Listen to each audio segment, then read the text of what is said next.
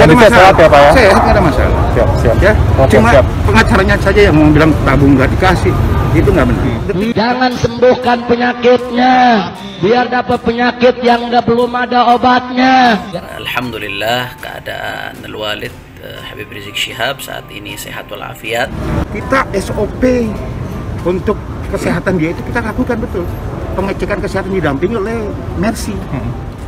Dari Mercy itu mendampingi terus. Biar anak-anaknya ngelawan sama dia, biar hidupnya tidak bahagia, nggak dapat anak keturunan yang solihin dan solehat, hidupnya hancur-hancuran.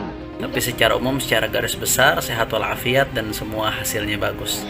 Makanya itu saya ngomong saja, datang ke sini enggak, tapi saya ngomong. Nggak ada berkah, susah tiap hari, sedih tiap hari, gundah gulana tiap hari. Kita positif thinking aja, ya, berpikir positif aja. Biar susah jalan hidupnya, biar dipecat dari tempat kerjaannya, biar ditinggal lari bininya, biar lakinya kawin lagi.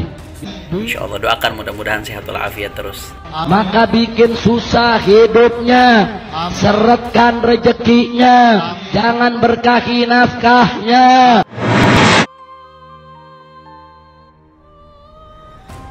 8 yang melaporkan pihak yang menduduki lahannya, yaitu diantaranya sangat menyesalkan bahwa pesantren membeli dari penggarap adalah sah secara hukum. Semuanya terdokumentasi dengan baik. Bapak Habib Rizik, kemudian ada sejumlah nama-nama lain. Itulah langkah hukum yang kami anggap adalah sudah tepat. Karena sebelumnya pihak PTPN telah melayangkan somasi kepada pihak yang menduduki lahan-lahannya tersebut. Berapa harganya dan ada tanda terimanya, dan terhadap penjualan itu kami juga sudah warmaking ke notaris. Jadi semuanya sudah diketahui mengenai masalah keabsahan pembelian tersebut. Mungkin somasi belum diindahkan, tidak diindahkan sejauh ini. Tapi karena ini sudah dilaporkan, tentunya kami harus menghadapi proses hukum yang dijalani ini. Kalau somasi tidak diindahkan, maka langkah hukum berikutnya sudah pasti adalah melaporkan kepada pihak berwajib, yaitu pihak kepolisian, Bareskrim. Sebelum melaporkan Rizik Syihab ke Bareskrim Polri, PTPN 8 sempat mensomasi Rizik pada surat tanggal 18 Desember 2020. Bukan hal yang aneh dengan tingkah pola Rizik Syihab, tersangka penghasutan dan melawan petugas dalam kasus kerumunan acara di Petamburan, tersangka kerumunan Megamendung, dan tersangka kasus tes swab Rumah Sakit Umi atau menyembunyikan hasil positif COVID Rizik Syihab. Ketika berkeliaran mengaku sehat dan giliran ditangkap mengaku sakit. Saat dirinya sehat mendoakan orang lain sakit serta tak ada obatnya. Giliran dia yang sakit berharap kepada semua orang atas kesembuhannya. Baru-baru ini, Rizik mengaku sakit dan ingin dirawat di Rumah Sakit Umi dan mungkin ingin kabur lagi seperti dahulu. Namun sayang, polisi sudah mengendus kebohongan Rizik. Omongan Rizik sudah tak dipercaya lagi. Kadif Humas Polri Irjen Raden Prabowo Argo Yuwono menegaskan bahwa keadaan bekas pentolan FPI Rizik Syihab dalam kondisi sehat di sel tahanan Bareskrim Polri. Karena itu, pihaknya pun menolak HRS untuk diantar ke Rumah Sakit Umi Bogor. Ia juga mengatakan tim penyidik Bareskrim Polri akan menyiapkan dokter sendiri untuk memeriksa keadaan kesehatan Rizik Syihab dan tidak perlu dibawa ke Rumah Sakit Umi Kota Bogor. Nanti diperiksa dokter Polri dan penyidik yang akan menentukan, katanya kepada wartawan pada Minggu 24 Januari. Namun, bila nantinya dirawat di luar tahanan, Rizik Syihab tidak akan dibawa ke Rumah Sakit Umi Bogor, melainkan ke Rumah Sakit Polri Kramat Jati Jakarta. Diberitakan sebelumnya, kuasa hukum Rizik Syihab, Aziz Yanuar, menyebut bahwa kliennya masih dalam kondisi sakit dan kondisinya belum membaik.